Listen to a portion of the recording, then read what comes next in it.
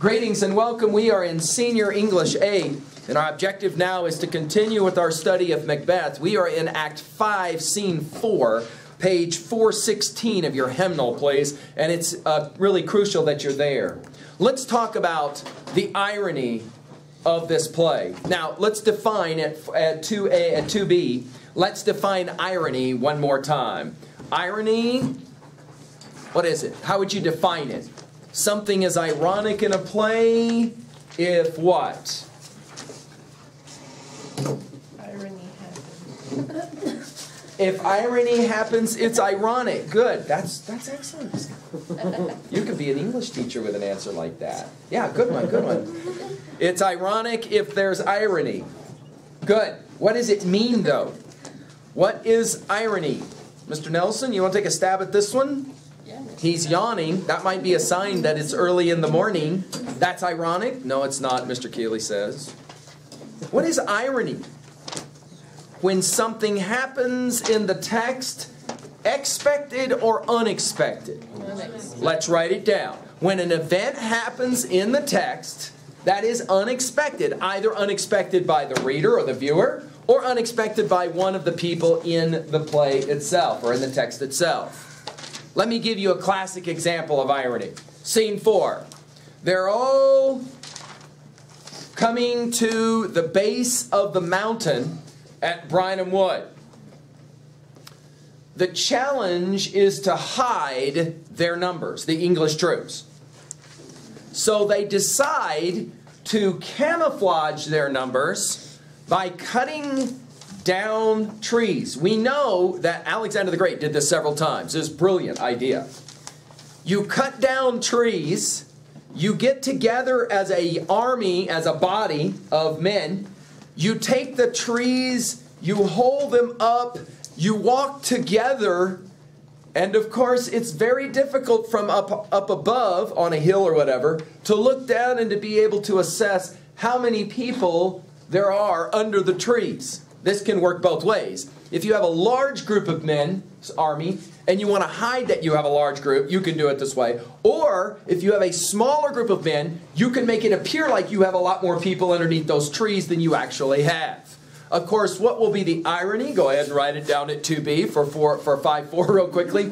What's the obvious irony of cutting down the trees and then having them march up Dunsinane Hill? Right. We can already predict then in 5-5 that when Macbeth is told, dude, I can't explain it, but the woods, the trees, they're marching up the hill towards your castle, Macbeth will in a moment realize that there's a problem, right? There's a fulfillment of a prophecy here that's almost the anti-prophecy. Remember, he was told, until the trees jump out the ground and march against your castle, you don't have to worry. Macbeth will only have one more prophecy to rely on, and of course it's that famous one, no man born of woman. Let's now go to 5-5. I'm going to work through these and then we'll listen to them. 5-5. In 5-5, Macbeth will be told that that some strange things are happening. But the most important thing that happens in 5-5 is the death, suicide of Lady Macbeth. I'm on page 418. Macbeth will hear a scream off stage. He will ask what the sound is. I'm with you on 418. He will say, I have almost forgot the taste of fears. By the way, put a note to yourself. What's coming now are the most important lines of the entire play. The most quoted lines of this play are now coming. We're going to look at them now together. Look at this. He says, I've almost forgot the taste of fears. The time has been my senses would have cooled to hear a night shriek, and my fell of hair would at a dismal treatise rouse and stir his life were in it. In other words, he says, that scream I just heard, there was a time in my life when that scream would have freaked me out. Now, what? Not anymore. Why not? Jot in your notes at 5-5. What has changed for Macbeth? He identifies it even. There's a time when a scream like that would have freaked me out. Now, I got no fear. Why doesn't he have any fear now? What has changed for him that has made him incapable of that level of fear? What do you think it is, Benitez? What is it? What has made him change, do you think? Yeah, I mean, he's a murderer, right? I mean, he has been responsible for screams just like the one he just heard from a woman's voice. We're most familiar, of course, in 4:2 with the death of Lady Macduff, right? Continue with me. He says, I've supped full with horrors. What does that mean? If horror is a drink, I've completely drunk it. Yeah.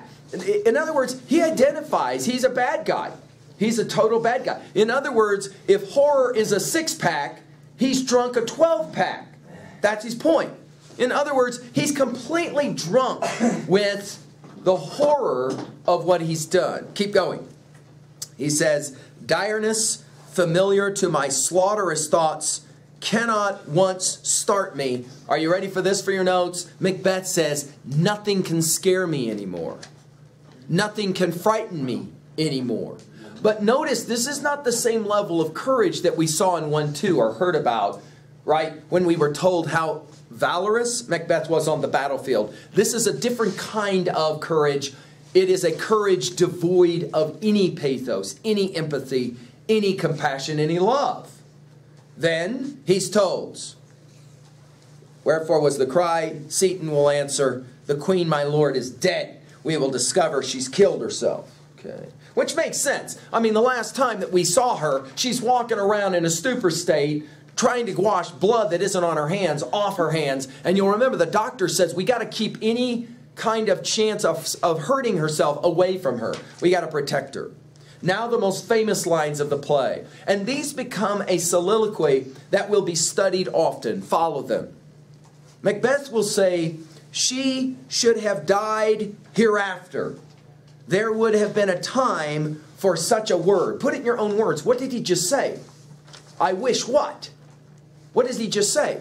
She should have died hereafter. I wish she could have died later than this time. Why? Time for a word means what? She died and he never got to what? He never got to say anything to her. So now the first lamentation or lament, sadness for Macbeth is, I wish she could have died later. That would have given me a chance to have spoken a word to her. What word is it that he would want to speak to her? Do you imagine? Notice Macbeth is starting now to look in the mirror of his actions, and he doesn't like what he sees. Now to the most famous lines of the play. Tomorrow and tomorrow and tomorrow creeps in this petty pace from day to day, to the last syllable of recorded time. And all our yesterdays have lighted fools the way to dusty death.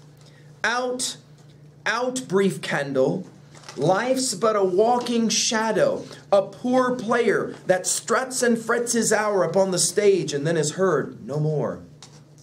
It is a tale told by an idiot, full of sound and fury, signifying nothing. Now, I will tell you that if you want to commit any of these lines to memory, I will give you plus points on the test sheet for the exam coming next Thursday. This is not obligatory, but if you want, you can commit memorization of lines starting with the line at 19, tomorrow and tomorrow and tomorrow. Again, these are really famously quoted lines in the same way that if you know Hamlet, the play, you know to be or not to be, that is the question. If you know the play Macbeth, you know tomorrow and tomorrow and tomorrow, soliloquy from 5:5. Let's take a look at what it is that he says, though. And in some small way, Macbeth is going to be a little bit redeemed in that by the end of his life, we know that he's about to get jacked by Macduff here in a second, right? That by the end of his life, he at least begins to learn something. Question, what has Macbeth learned by the end of the play? Well, he begins by saying, tomorrow and tomorrow and tomorrow creeps in this petty pace from day to day to the last syllable of recorded time. Put it in your own words. What's he just said about these days? One or two seniors have felt like this. day after day after day. Just kind of drags on, right? Creeps in its petty pace. Life is petty means what? What does petty mean? If people are upset about petty things, is that important or unimportant things? Unimportant, right? Unimportant. Life is a series of days where nothing good, nothing important happens. Why would a guy like this say that? Why would Macbeth have this as his view of life? This is one view of life. Why would he have a view like this of life? Right, it's fairly self-evident, huh?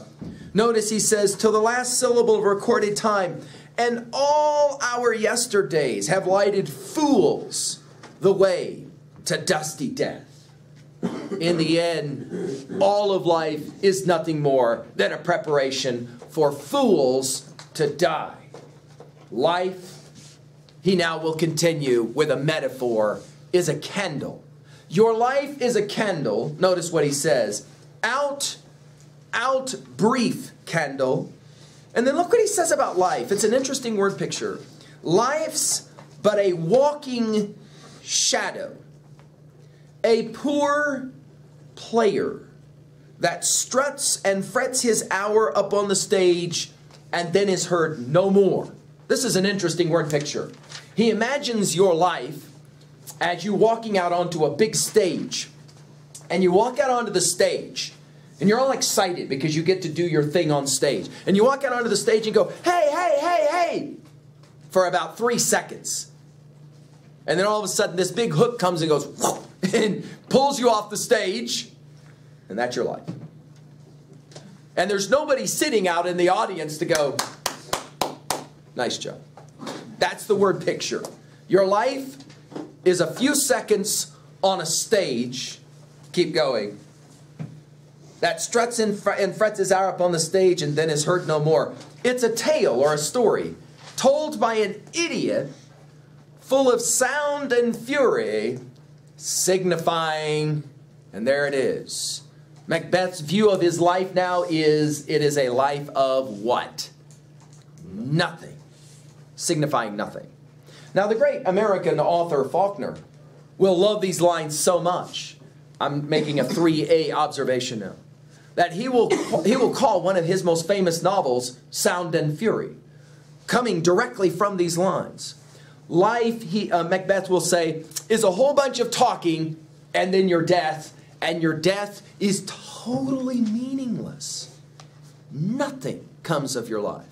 Jot down quickly, why would Macbeth have this view of life? And do you think he would have had this view of his life on the day when he won that last battle? Back in Act 1, Scene 3, when he walked onto the stage and said, so foul and fair a day I have not seen. You'll remember on that day, he proved himself a great and worthy warrior, right? He had honor, outstanding. That's right, Ralph Luther makes a fine point. He had honor. Now, where is his honor? It's gone, isn't it? Why is it gone, though? Why is Macbeth's honor gone?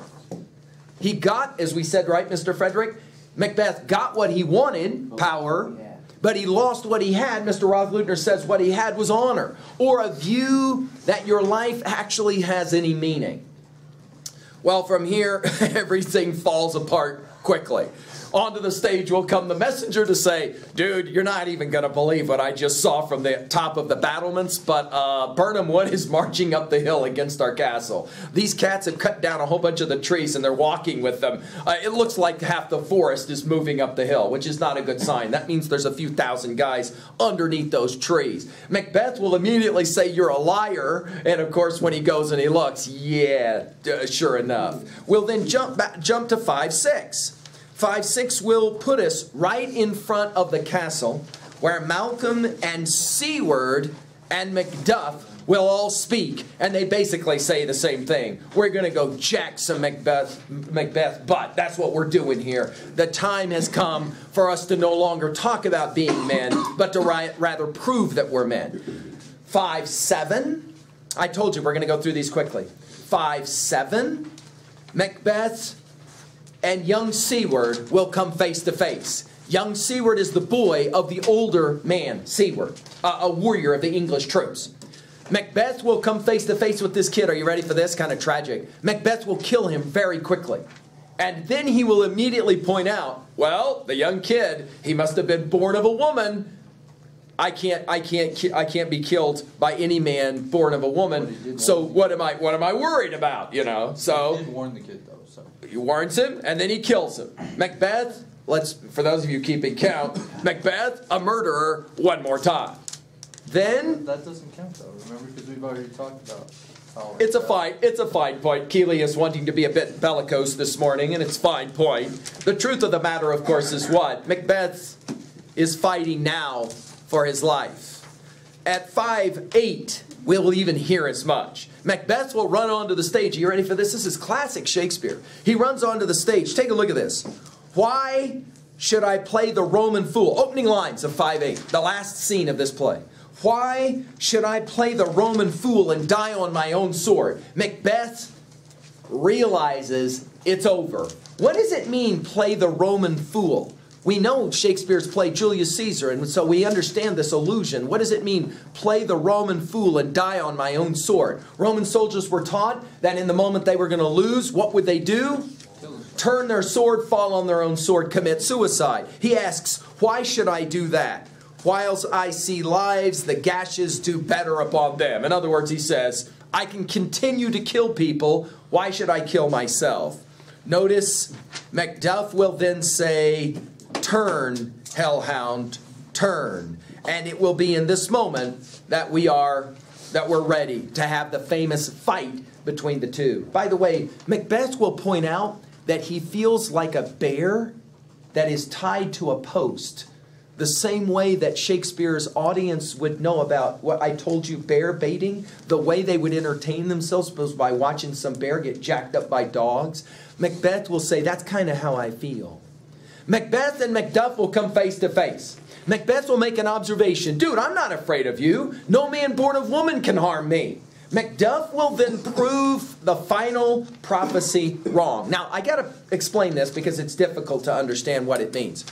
Macduff will say, Macbeth, I got to tell you this, and I hope it doesn't upset you too badly, but I was from my mother's womb untimely ripped.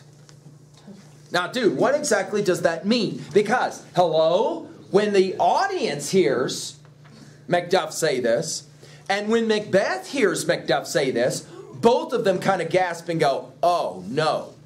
What does it mean? Well, it's strange to consider that the only way you arrived here was for there to be exchange of fluids, which then led 9 months later for you hanging upside down in embryonic fluid in the darkness. Sorry, that's how you got here. Well, for those of you that think that's a bit gross, that's how you got here. But there's one other part of the project. You have to actually physically be born. Now, the way that happened for most of you was to actually move through your mother's birthing canal. It was a traumatic experience for you. It was a far more traumatic experience for your mother. However, are you ready for this? And this maybe happened to one or two of you. If you at any point in the final month of your pre-birth, if you started to turn at all, because you had to be upside down, hanging upside down, so that your head would come out the birthing canal first. If at any point in that process of the last few weeks before your birth, your body started to turn, and your head was no longer pointed down, that's what we call a breech birth.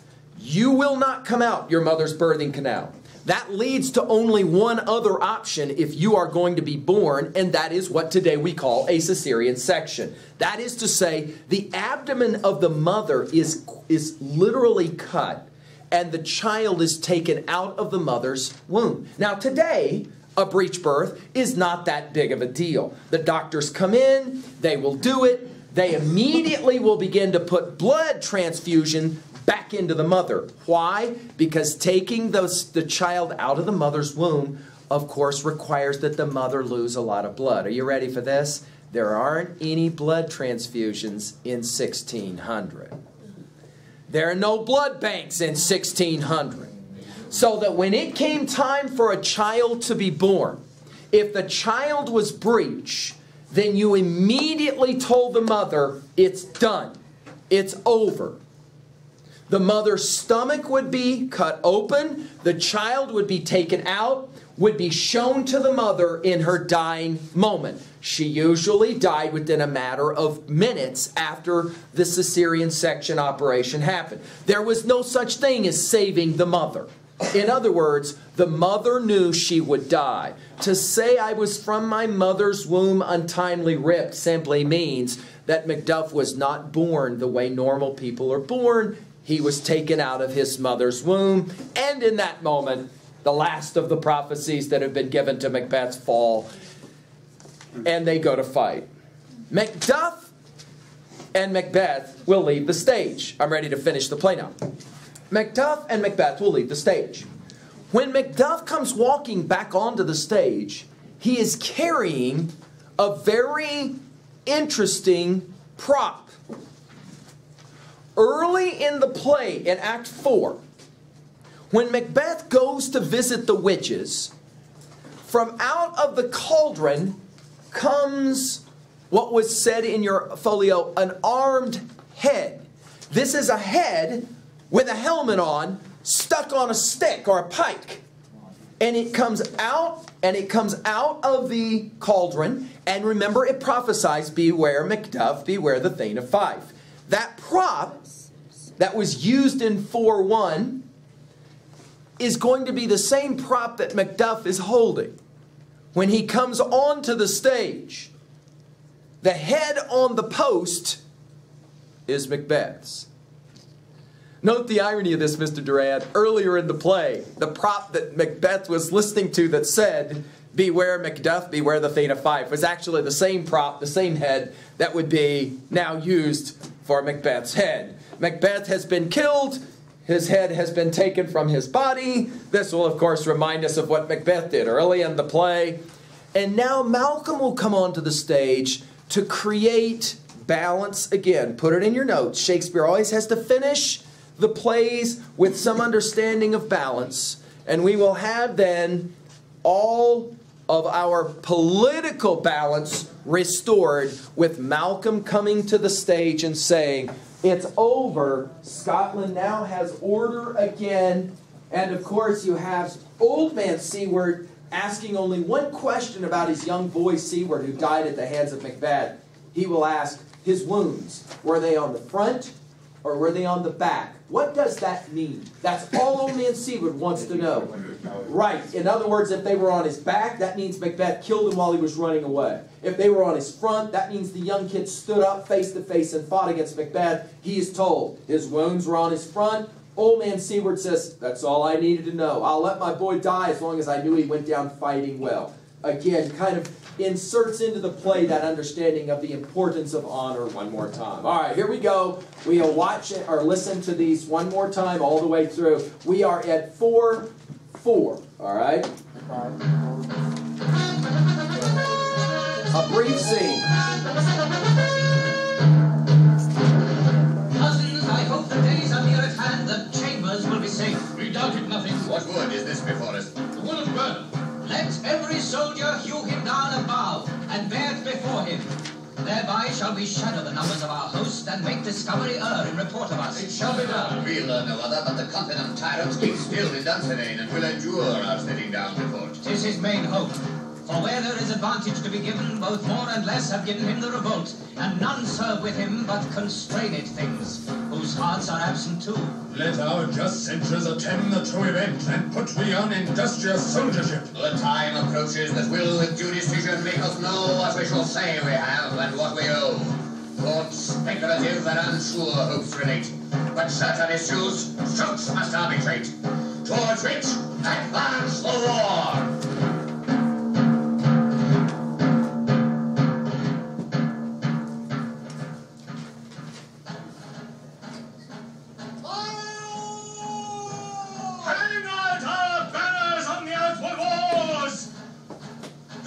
Is still, they come. Our castle's strength will laugh a siege to scorn. Here let them lie, till famine and the ague you eat them up. Were they not forced with those that should be ours, we might have met them therefore, beard to beard, and beat them backward home. What is that noise? It is the cry of women, my good lord. I've almost forgot the taste of fears. The time has been my senses would have cooled to hear a night shriek, and my fellow hair would at a dismal treatise rouse and stir as life were in't.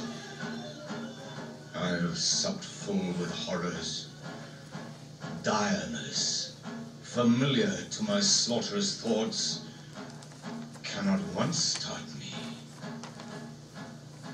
Wherefore was that cry? The queen, my lord, is dead.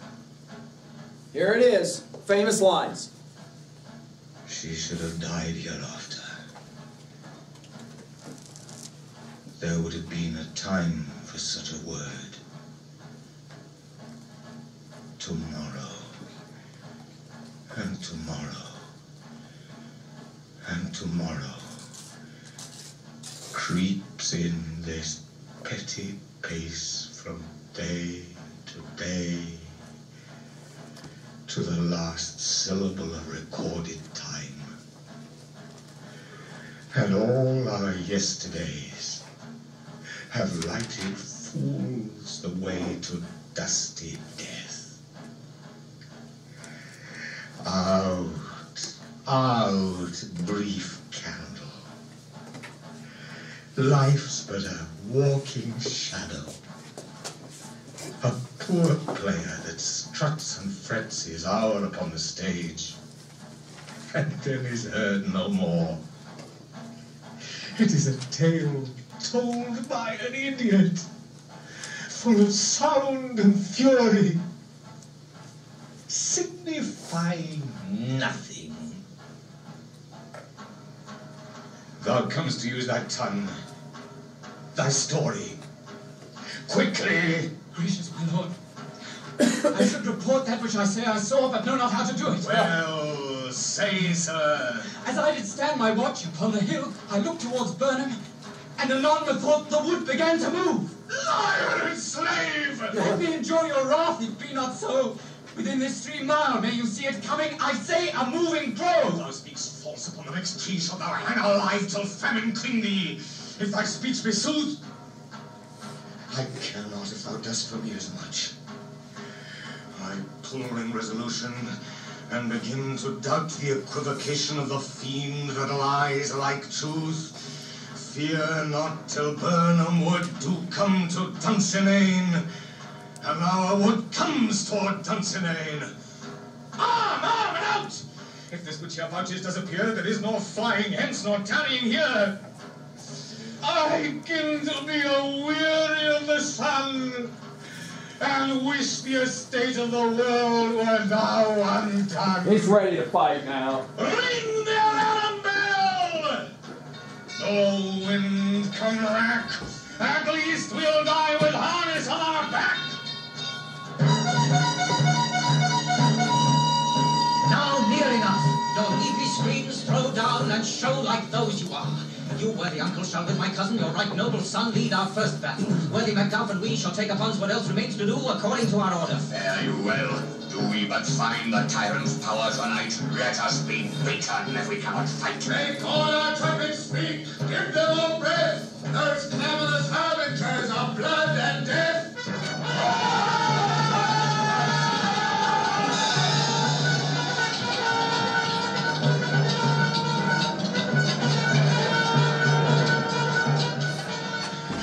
Tied me to a stake. I cannot fly, but bare like I must fight the cause. What's he that was not born a woman? Such a one am I to fear, or none. What is thy name? Don't be afraid to hear it. Oh, cause thyself a hotter name than any is in hell. My name's Macbeth. The devil himself could not pronounce a title more hateful to my ear. No more fearful. A roisterable tyrant. My sword hath proved that I thou speak. Thou wast born a woman, but swords I smile at. weapons laughed to scorn, brandished by man that's of a woman born.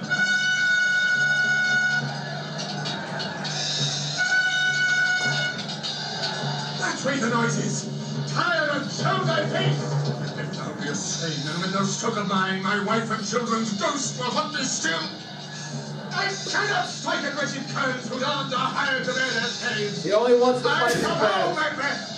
Or else thy sword with an unbattered edge I sheathe again undeeded. There thou shouldst be! By this quick clatter one of British note seems rooted. Let me find him, fortune, and more I beg not. This way, my lord. The castle's gently rendered. The tyrant's people on both sides to fight. The noble thanes do bravely in the war. The day almost itself professes yours, and little is to do. We have met with foes that strike beside us. Enter, sir, the castle. Why should I play the Roman fool and die on mine own sword? Whiles I see lives, the gashes do better upon them. Turn, hellhound. Notice dogs. Hellhound. Of all men else I have avoided thee. Then get thee back. Macbeth doesn't want to fight My soul him. is too much charged with blood of thine already. I have no words. My voice is in my sword, thou bloody villain, and terms can give thee out. Thou losest labor. As easy mayst thou the enchanted air with thy keen sword impresses make me bleed. Let fall thy blade on vulnerable crests. I bear a charmed life, which must not yield to one of woman born. Spare thy charm, and let the angel whom thou still hast served tell thee Macduff was from his mother's womb untimely ripped. Uh-oh, there it is. Cursed be that tongue that tells me so. Cull thy better part of man. Notice the manhood theme. These juggling fiends no more believe. He blames the witches. Water with us in a double sense. That keep the word of promise to our ear and break it to our hope. I'll not fight with thee. Then yield thee, coward, and live to be the show and gaze of the time. We'll have thee as our rarer monsters are, painted upon a pole, and under it, here may you see the tyrant. I will not yield to kiss the ground before young Malcolm's feet, and to be baited with a rabble's curse. Though Burnham would be come to Dunsinane, and thou opposed, being of no woman born, yet I will try the last. With all my body I throw my warlike shield. Lay on, Macduff, and damned be him that first lies old enough!